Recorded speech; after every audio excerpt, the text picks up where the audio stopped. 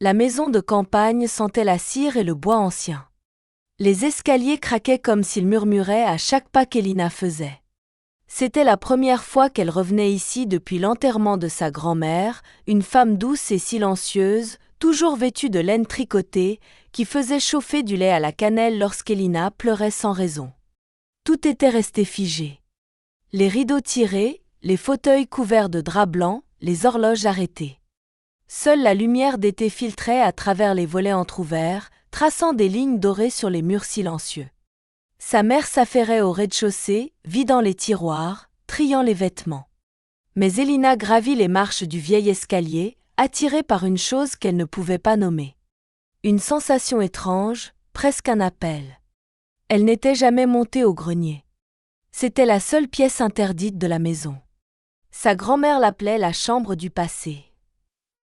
À l'époque, Elina pensait que c'était une façon poétique de dire que c'était dangereux. Mais aujourd'hui, adulte, quelque chose en elle voulait comprendre. Elle poussa la lourde trappe, qui grinça comme une plainte ancienne. L'odeur de poussière et de vieux papier monta aussitôt, familière et étrangère à la fois. La lumière passait à peine à travers une lucarne minuscule. Tout était couvert de draps, des meubles, des coffres, des tableaux. Mais au fond de la pièce, adossé contre un mur, un grand objet rectangulaire, plus haut qu'elle, était enveloppé d'un tissu violet brodé d'or. Elina s'en approcha, le cœur battant. Elle hésita un instant, puis tira doucement le tissu. Un miroir. Immense. Encadré de bois noirci par le temps, sculpté de motifs floraux et de symboles qu'elle ne connaissait pas. Le verre, pourtant ancien, ne portait aucune tache, aucun éclat. Il semblait vivant. Mais ce qui la fit reculer, ce n'était pas sa beauté. C'était qu'elle n'y vit pas son reflet. Le miroir ne renvoyait pas son image. À la place, une scène se dessinait, une cuisine ancienne, baignée de lumière jaune, et une petite fille assise sur un tabouret, les jambes qui balançaient dans le vide. Une vieille femme lui tendait un verre de lait chaud, en souriant. Elina mit quelques secondes à comprendre. C'était elle. Elle, à 6 ans. Et sa grand-mère. Un souvenir qu'elle avait complètement oublié. Un frisson la traversa. Elle cligna des yeux. L'image s'évanouit lentement, remplacée par une surface neutre, comme si rien ne s'était passé. Elle tendit la main, toucha le miroir. Il était froid. Trop froid pour un grenier en été. « C'est impossible », murmura-t-elle. Elle recula, le souffle court. Une vieille malle était posée juste à côté du miroir. Elle ne l'avait pas remarqué. Sur le cuir craquelé, les initiales aidées étaient gravées Elina Delmar. Son propre nom. Mais cette malle était bien plus ancienne qu'elle. Elle l'ouvrit avec précaution. À l'intérieur, des carnets, des lettres, des photos en noir et blanc. Et tout au fond, un journal relié en cuir, presque intact. Sur la première page, une écriture fine et penchée. À celle qui retrouvera la lumière de nos souvenirs, je lègue le miroir du cœur. Garde-le avec respect, car il n'obéit qu'à ceux qui cherchent avec sincérité. Aucune signature. Mais le ton était familier. Comme une voix qu'on entend dans un rêve d'enfance. Elina s'assit sur le plancher du grenier, le miroir face à elle, le journal dans les mains. Elle le feuilleta, trouvant des phrases mystérieuses. Les souvenirs heureux sont des clés. Le miroir ne montre que ce que le cœur accepte de revoir. Certains souvenirs doivent rester cachés jusqu'à ce que le cœur soit prêt à les accueillir. Le miroir n'est pas un objet. C'est un passage. Le temps semblait suspendu. Le silence du grenier n'était plus lourd, mais habité. Comme si chaque chose attendait. Ce miroir. Était-ce un simple jeu de lumière? Une hallucination liée au deuil? Ou bien, était-ce réellement un artefact?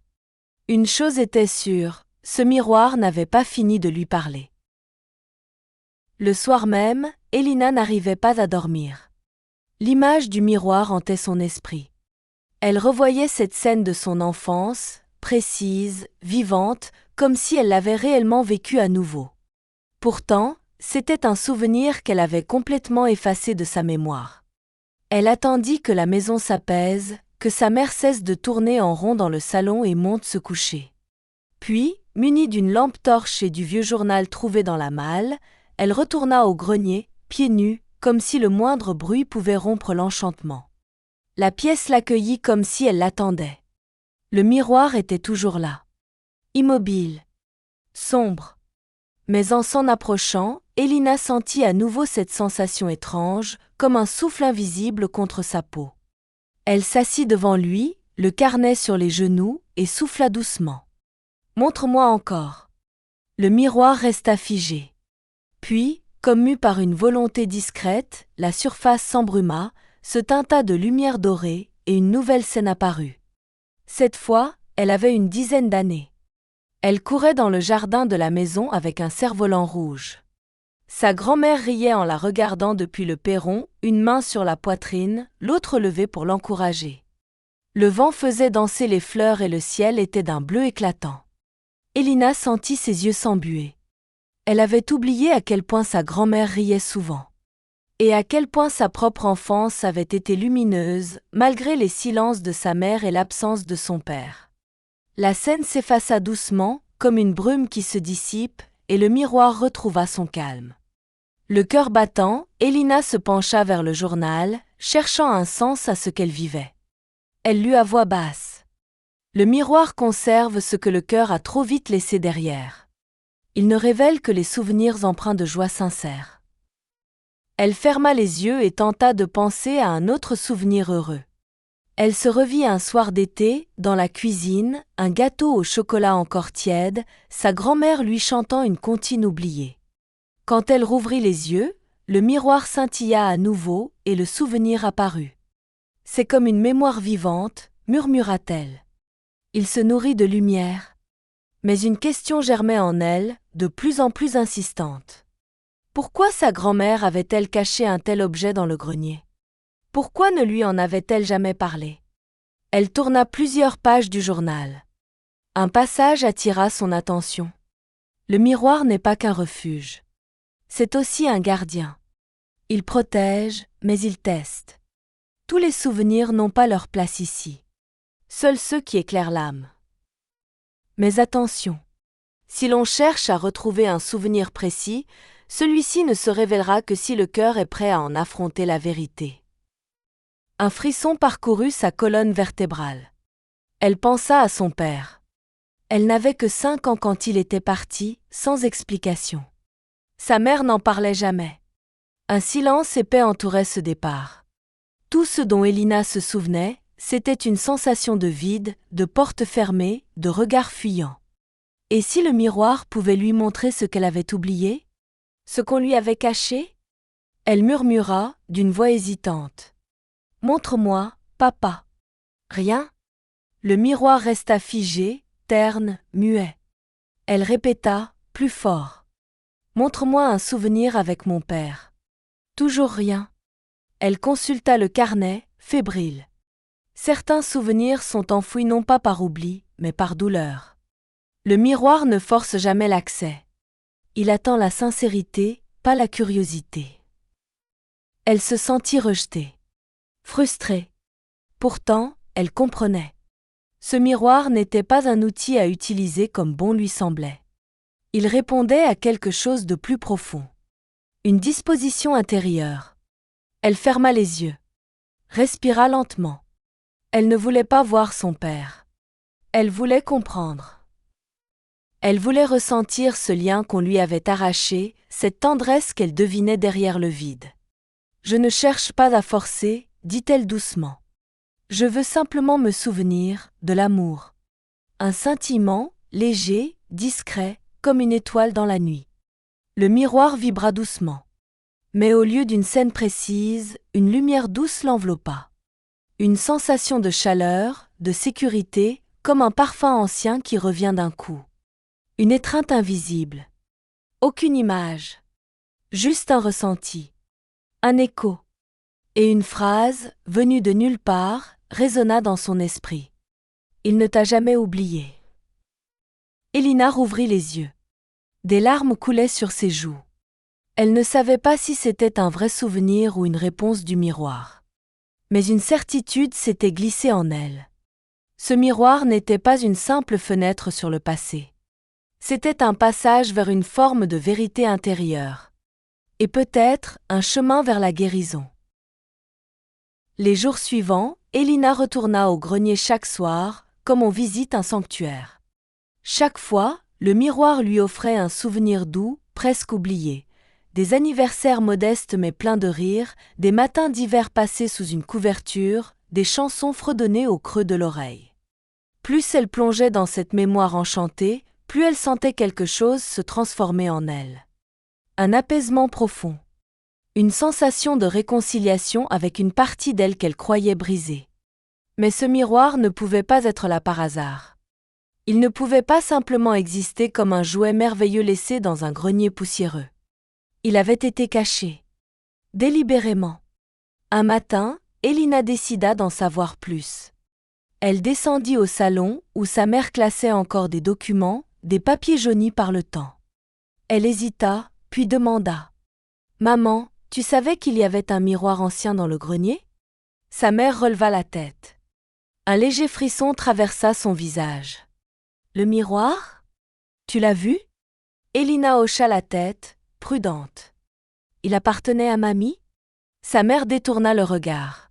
« C'était à ta grand-tante, Émilienne. La sœur de ta grand-mère. Elles ont grandi avec ce miroir dans leur maison d'enfance. Il est spécial. Pourquoi vous l'avez caché ?» Un silence. Long. Pesant. Parce qu'il a détruit Émilienne. Elina sentit son cœur se serrer.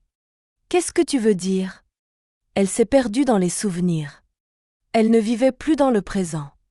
Elle cherchait à revoir quelqu'un qu'elle avait perdu, encore et encore, jusqu'à s'enfermer totalement dans ses illusions.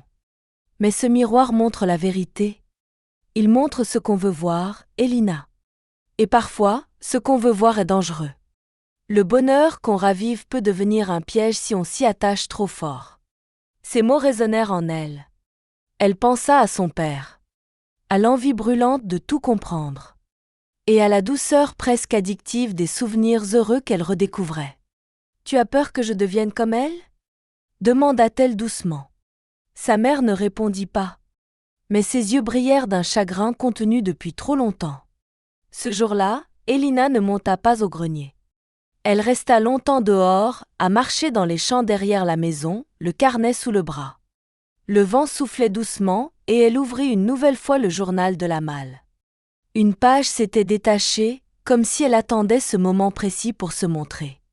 Elle portait un symbole étrange au centre, dessiné à l'encre bleue, un cercle traversé d'une ligne verticale, comme une porte entr'ouverte. Sous le symbole, un court passage, écrit d'une main différente.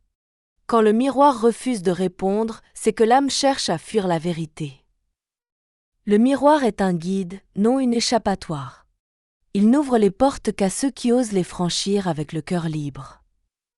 Un guide, pensa T.L. Alors, il ne suffisait pas de vouloir revoir le passé.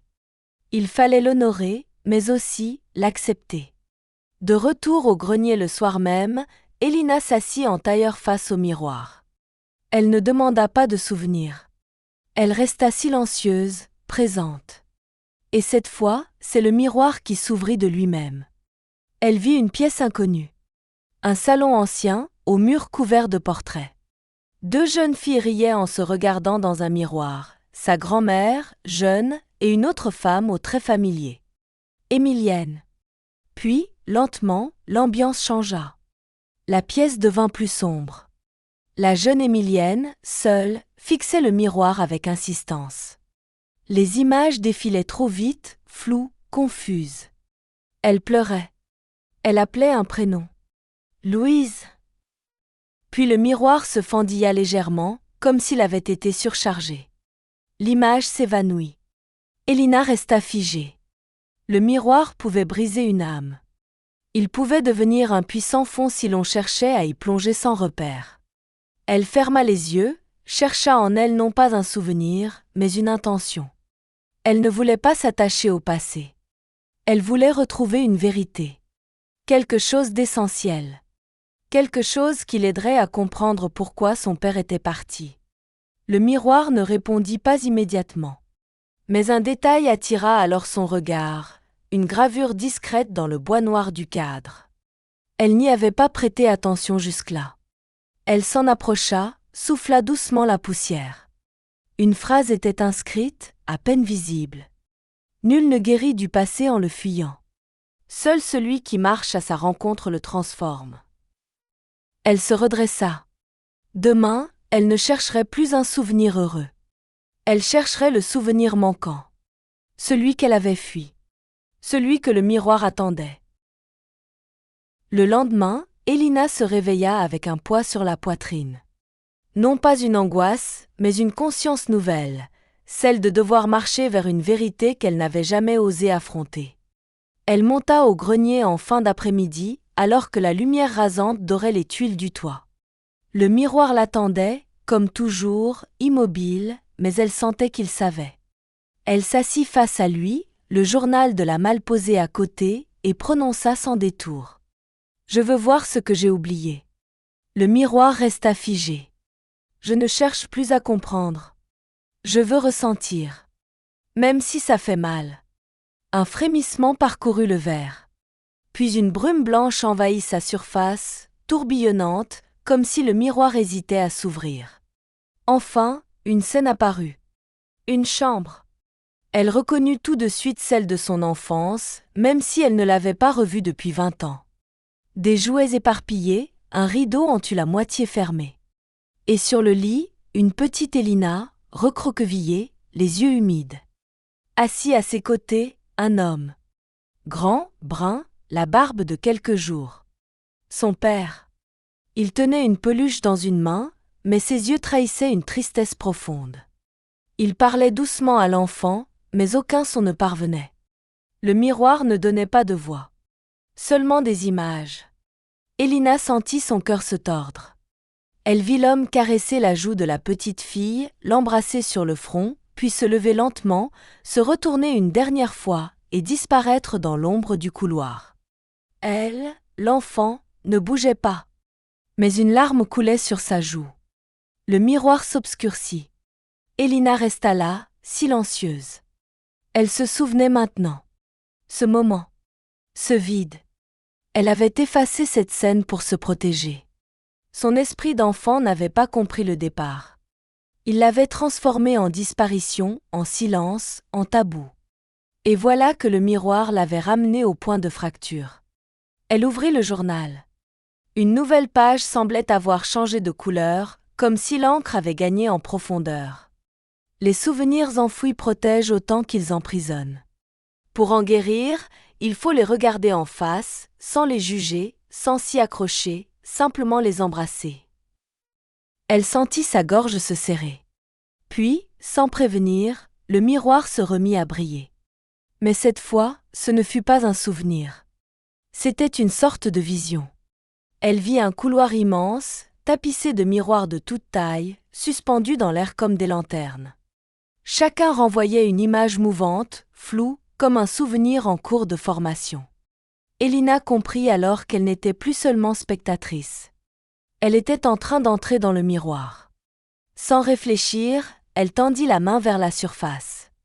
Et pour la première fois, ses doigts la traversèrent. Une sensation étrange l'envahit, ni froid, ni chaud, mais comme si elle franchissait une membrane faite de souvenirs et de lumière. Elle ferma les yeux. Quand elle les rouvrit, elle se trouvait dans un vaste espace flottant, silencieux. Le sol n'existait pas vraiment. Elle semblait marcher sur un fil invisible entre ciel et souvenir. Elle s'avança lentement parmi les miroirs suspendus. Chaque miroir contenait un souvenir, celui d'une chanson oubliée, d'un regard échangé, d'un livre lu au bord du lit. Mais certains miroirs étaient brisés, fendus ou couverts d'un voile noir. Elle sentit une force l'attirer vers l'un d'eux. Un miroir fissuré, mais encore lumineux. Elle s'en approcha. À l'intérieur, une scène qu'elle n'avait jamais vue. Sa mère, plus jeune, assise dans une cuisine, le regard perdu. Et devant elle, son père, l'air épuisé, les mains crispées. Ils se disputaient, mais encore une fois, aucun son ne parvenait. Puis Elina apparut, petite, entrant dans la pièce. Les deux adultes s'arrêtèrent net. Un silence. Un regard échangé. Et son père qui, lentement, détourna les yeux et s'en alla. Elina comprit alors. Ce n'était pas un abandon. C'était une séparation. Une douleur silencieuse, portée par deux personnes incapables de se parler sans se blesser. Son père était parti, pour ne pas détruire davantage. Une voix intérieure s'éleva. Peut-être celle du miroir, peut-être la sienne. Il n'a pas fui par lâcheté, mais par amour. Il t'a aimé jusqu'à la dernière seconde. Et il t'aime encore. Une chaleur monta dans sa poitrine. Elle posa la main sur le miroir. Les fissures s'effacèrent doucement, comme si son acceptation réparait l'image. Elle fit un pas en arrière, puis un autre, et soudain, elle se retrouva à nouveau dans le grenier. Le miroir devant elle, brillant doucement comme une braise au clair de lune. Elle avait changé. Elle n'était plus la petite fille abandonnée. Elle était devenue celle qui avait compris. Le grenier semblait plus clair qu'avant, presque plus vaste. Le miroir brillait toujours d'une lumière douce, comme s'il la remerciait. Elina resta longtemps assise, respirant calmement. Elle ne savait pas combien de temps elle avait passé de l'autre côté. Mais une chose était certaine, elle avait franchi un seuil. Depuis cette nuit-là, les visions ne venaient plus comme avant. Le miroir, silencieux, paraissait attendre une nouvelle intention. Comme s'il savait qu'elle n'était plus seulement là pour regarder, mais pour avancer. En relisant le journal, Elina trouva une note qui lui avait échappé, glissée entre deux pages. C'était une feuille plus récente, écrite à l'encre violette, d'une écriture fine et précise.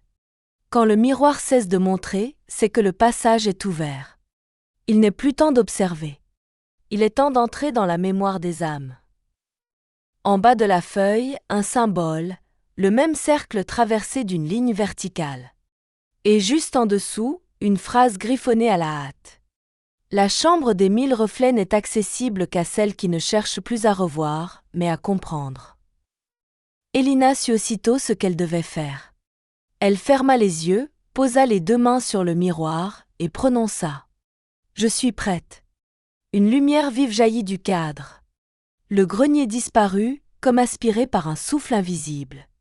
Quand elle rouvrit les yeux, elle n'était plus dans la maison. Elle se tenait dans un lieu étrange. Un espace sans mur, sans plafond, mais pourtant délimité. Comme si elle était dans une immense chambre faite de lumière. Autour d'elle, suspendus dans l'air, flottaient des centaines, peut-être des milliers de miroirs. De toutes formes, de toutes tailles, certains ovales, d'autres carrés ou courbés, certains transparents, d'autres teintés de couleurs. Chaque miroir semblait vivant. Il pulsait, doucement, comme s'il respirait. Dans chacun, un fragment de souvenir. Pas seulement les siens. Il y avait des souvenirs de personnes qu'elle ne connaissait pas. Des enfants riant dans un champ. Des soldats disant adieu. Des femmes dansant dans des clairières oubliées. Elina tourna sur elle-même, émerveillée. Elle était dans la chambre des 1000 reflets. Un miroir s'approcha lentement d'elle, flottant comme une plume dans l'air. Elle y vit un vieil homme sur un banc, nourrissant des oiseaux. Il pleurait, mais ses larmes étaient paisibles. Une phrase apparut au bas du miroir, gravée en lettres dorées. Souvenir de paix après le chagrin. Puis un autre miroir, une femme posant une main sur son ventre arrondi, le visage illuminé par la surprise. La légende. Souvenir de l'instant où tout commence. Elina comprit. Ces miroirs étaient les souvenirs heureux, doux, précieux, que les âmes avaient voulu offrir au monde. Comme des lumières suspendues dans l'éternité. Mais au centre de la chambre, un miroir immense flottait, bien plus grand que les autres. Son cadre était fait d'un bois blanc, lumineux, presque translucide. Il ne brillait pas comme les autres. Il semblait attendre. Elina s'approcha. Elle vit d'abord rien. Puis, lentement, une scène apparut, elle-même, adulte, marchant dans un bois. Elle portait une robe simple, les cheveux au vent, un carnet à la main. Elle souriait. Mais ce n'était pas un souvenir. C'était une possibilité. Une projection. Une vie qu'elle pourrait vivre. Le miroir vibra légèrement, et la scène changea. Elle se vit, plus âgée, racontant des histoires à des enfants assis autour d'un feu. Leurs regards brillaient. Elle parlait du passé, mais avec une lumière dans la voix. Elle comprit alors, la chambre des 1000 reflets ne gardait pas seulement les souvenirs. Elle contenait les futurs possibles, nés des souvenirs guéris. Un dernier miroir flotta jusqu'à elle. Il était fêlé, et l'image tremblotante montrait une version d'elle-même, seule, refermée, assise devant un miroir, les yeux vides. La phrase gravée disait « Souvenir d'une vie où rien n'a été libéré ». Elina recula, le souffle coupé. Elle avait le choix. Garder pour elle les souvenirs qu'elle avait retrouvés, les contempler encore et encore, ou les transformer en lumière pour d'autres. Elle rouvrit le journal. Une dernière phrase semblait avoir été écrite récemment, comme si le miroir lui-même l'avait laissée. Ce que tu guéris en toi éclaire la voie des autres. Ce que tu libères devient passage. Elle releva la tête. Un à un, les miroirs se mirent à scintiller, comme s'ils l'invitaient à choisir. Elina savait désormais qu'elle ne pouvait pas rester ici éternellement. Mais elle n'en repartirait pas les mains vides. Elle prit une grande inspiration et tendit la main vers le miroir blanc. Quand Elina posa sa main sur le grand miroir blanc, une onde silencieuse se propagea dans l'espace suspendu. Tous les autres miroirs semblèrent s'écarter lentement, comme s'ils lui ouvraient un chemin. Un nouveau décor se dessina autour d'elle, plus sombre, plus dense. La lumière douce de la chambre aux 1000 reflets céda la place à un espace voilé, où chaque pas semblait résonner comme dans un rêve brisé. Autour d'elle flottaient maintenant des miroirs fêlés, brisés ou éteints. Les images qu'ils contenaient étaient troubles, déformées, parfois incomplètes. Des visages flous, des lieux effacés, des rires interrompus. C'était la zone des souvenirs blessés. Elina sentit une tension monter en elle. Ce lieu n'était pas dangereux, mais il exigeait une forme de courage différent, celui de regarder ce qu'on aurait préféré oublier à jamais. Un miroir s'approcha d'elle. Fendu en diagonale, il vibrait légèrement, comme s'il contenait une mémoire encore douloureuse. Elina y vit une version d'elle-même, adolescente, assise sur le rebord d'une fenêtre, le regard vide. Sa mère, dans la pièce, parlait d'une voix dure, visiblement en colère. Mais dans les yeux de sa mère, ce n'était pas la haine, c'était la peur. Le souvenir se brouilla, puis revint sur un détail, une photo tenue dans la main d'Elina. Celle de son père. Le miroir vibra plus fort, puis se fissura davantage, comme si la mémoire peinait à tenir. Une phrase apparut au bas du cadre. Souvenir refusé, car trop mêlé d'injustice. Elina toucha doucement la surface brisée. Elle ressentit la blessure non seulement en elle, mais aussi en sa mère. Le silence autour du départ de son père avait généré une tension qu'elles avaient toutes deux portée, à leur manière. Elle ferma les yeux, inspira, et murmura. « Je ne t'en veux plus. » Le miroir se réchauffa légèrement, et une minuscule fêlure disparut. Un autre miroir s'approcha, plus petit. Celui-ci ne contenait qu'un son. Des pleurs étouffés, la voix d'un enfant répétant « Je suis désolé, je suis désolé ». La scène apparut ensuite, Elina, toute petite, brisant accidentellement un vase ancien dans le salon. Son grand-père, habituellement calme, s'était fâché avec une violence qu'elle n'avait jamais comprise. Elle se souvenait maintenant, cette scène avait généré une peur durable du conflit, un besoin constant de plaire et de ne pas déranger. Le miroir vibra. Une nouvelle phrase se dessina. Souvenir brisé par une parole jamais réparée. Elle toucha le cadre. Et cette fois, quelque chose changea. Au lieu de simplement revivre l'événement, elle sentit une chaleur douce émerger de l'intérieur du miroir. Une voix lointaine chuchota. « Tu n'étais pas coupable. Tu étais une enfant. Et tu méritais la douceur. » Des larmes silencieuses glissèrent sur ses joues. Un troisième miroir apparut, le plus instable de tous. Sa surface changeait sans cesse, parfois noire, parfois rouge, parfois floue. Elina hésita. Elle sentait que ce souvenir était plus profond, plus enfoui encore.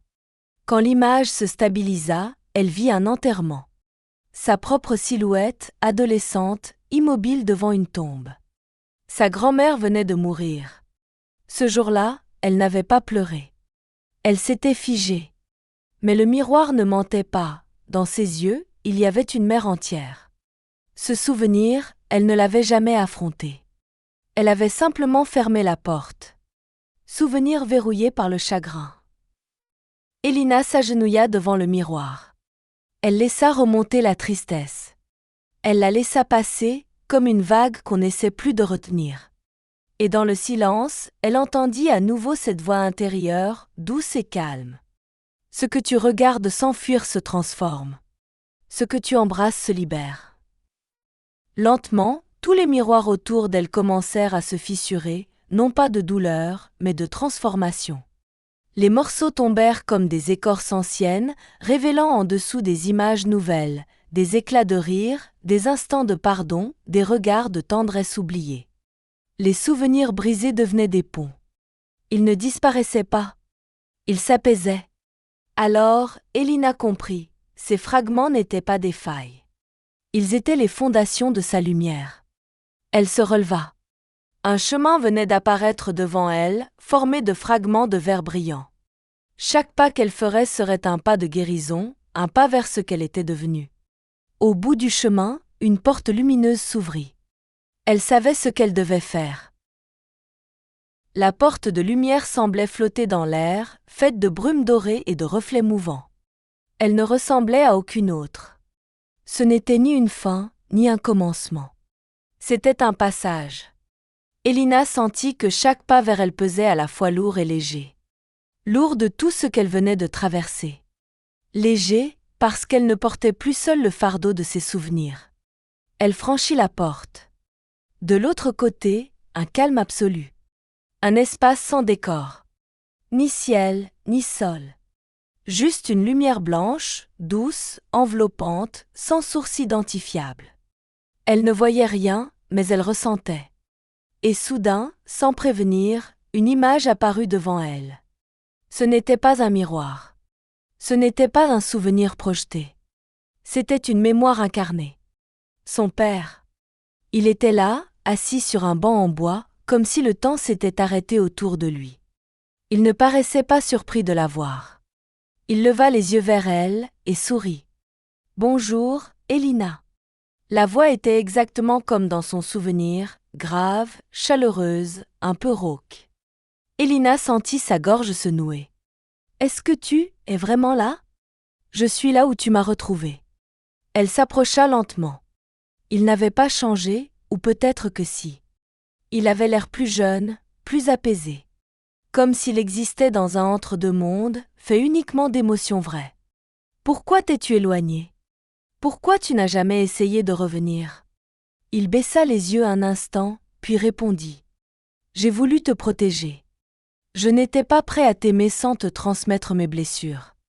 Alors je suis parti. Mais j'avais besoin de toi, papa, et je n'ai jamais cessé de t'aimer.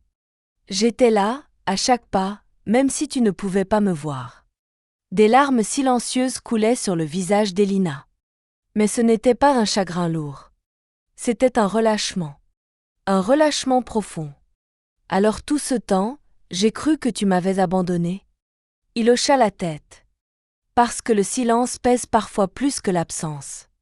Mais tu es restée courageuse. Tu as grandi avec la lumière dans le cœur, même sans réponse.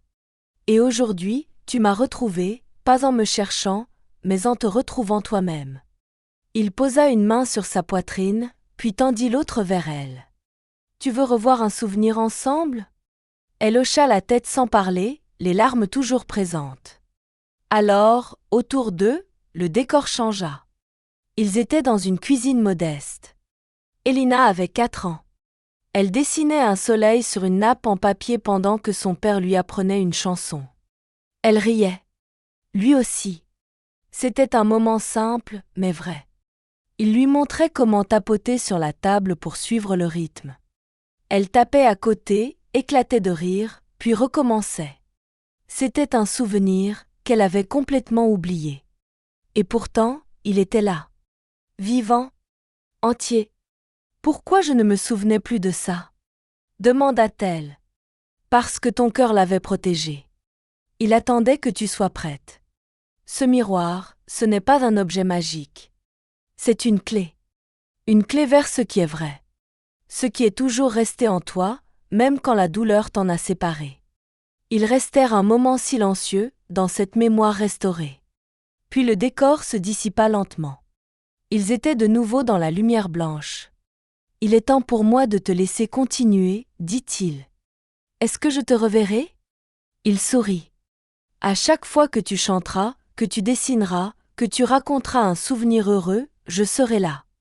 Les liens d'amour ne meurent pas. Ils changent juste de forme. Elle le serra dans ses bras. Et cette étreinte fut réelle. Plus réelle que tout. Quand elle rouvrit les yeux, elle était de retour dans le grenier. Le miroir brillait doucement. Mais cette fois, il n'attendait plus de questions. Elle comprit que son chemin ne se trouvait plus derrière la glace. Il était désormais dans la vie réelle, dans le monde des vivants, là où les souvenirs peuvent devenir des histoires à transmettre. Le grenier baignait dans une lumière tiède. Rien n'avait changé et pourtant, tout était différent. Elina, assise face au miroir, avait l'impression d'avoir traversé un monde entier, un monde de silence, de mémoire et de guérison. Elle posa une main sur le cadre du miroir. Il ne brillait plus. Il rayonnait. Une chaleur douce se répandait dans la pièce, comme si les murs eux-mêmes respiraient plus librement. Le journal de la malle, qu'elle n'avait plus touché depuis la veille, s'était rouvert tout seul. Une dernière page blanche s'était remplie, lentement, d'une écriture qu'elle ne connaissait pas, mais qu'elle ressentit comme la sienne. Quand le miroir ne montre plus, c'est qu'il t'a rendu ta propre lumière. Tu peux désormais choisir, garder cette lumière pour toi ou en faire un flambeau. Elina comprit. Ce miroir n'était pas seulement un gardien des souvenirs heureux. C'était un passage. Et comme tout passage, il impliquait un choix. Elle pouvait refermer ce chapitre, garder pour elle les images, les visages, les sensations retrouvées. Rentrer chez elle, l'âme allégée, le cœur apaisé. Mais une autre voie s'ouvrait. Elle pensa à tous ceux qui, comme elle, vivaient avec des morceaux manquants. Des silences lourds. Des absences jamais expliquées. Des souvenirs flous devenus cicatrices. Et elle pensa à sa grand-mère. À sa tendresse, à sa douceur. À ce qu'elle avait protégé pour elle. Peut-être qu'elle avait laissé le miroir non comme un secret à cacher, mais comme un héritage à transmettre. Elle prit une grande inspiration. Je veux que cette lumière continue. Au même instant, le miroir vibra légèrement. Puis une fente discrète s'ouvrit à la base du cadre, révélant un compartiment caché. À l'intérieur, une petite boîte en bois, gravée du même symbole qu'elle avait vu dans le journal, un cercle traversé d'une ligne verticale. Elle ouvrit la boîte. À l'intérieur, une plume blanche, une pierre lisse gravée d'un mot « Souviens-toi » et une clé ancienne. Le carnet du journal se mit à vibrer. Une phrase apparut, comme gravée en lumière. Cette clé ouvre un miroir encore fermé. Quelqu'un, quelque part, en a besoin. Elina sourit. Le miroir devant elle commença alors à s'effacer lentement. Non pas à disparaître, mais à devenir transparent, comme s'il redevenait un simple objet, prêt à reposer. Il avait accompli sa tâche. Il lui avait redonné la mémoire du cœur. Avant de quitter le grenier, Elina le recouvrit doucement avec le tissu violet brodé d'or. Mais elle ne redescendit pas tout de suite. Elle s'assit sur le vieux coffre, plume en main, carnet sur les genoux. Elle se mit à écrire. Pas pour elle, mais pour les autres. Elle raconta ce voyage intérieur, ses souvenirs oubliés, ses douleurs accueillies, ses lumières retrouvées. Elle transforma les images du passé en histoires vivantes que d'autres pourraient entendre, lire, ressentir. Et c'est ainsi que tout commença. Des années plus tard, Elina ouvrit une petite maison de retraite transformée en lieu de conte.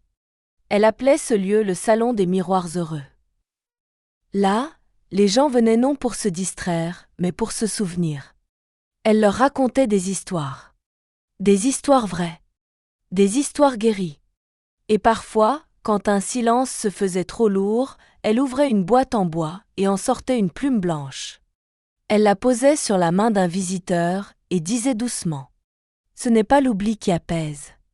C'est ce que l'on choisit de partager. » Dans un grenier tranquille, oublié de tous, un vieux miroir dort sous un tissu violet.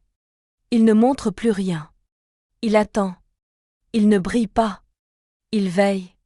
Car il sait, un jour, une autre âme viendra. Une âme prête à se souvenir.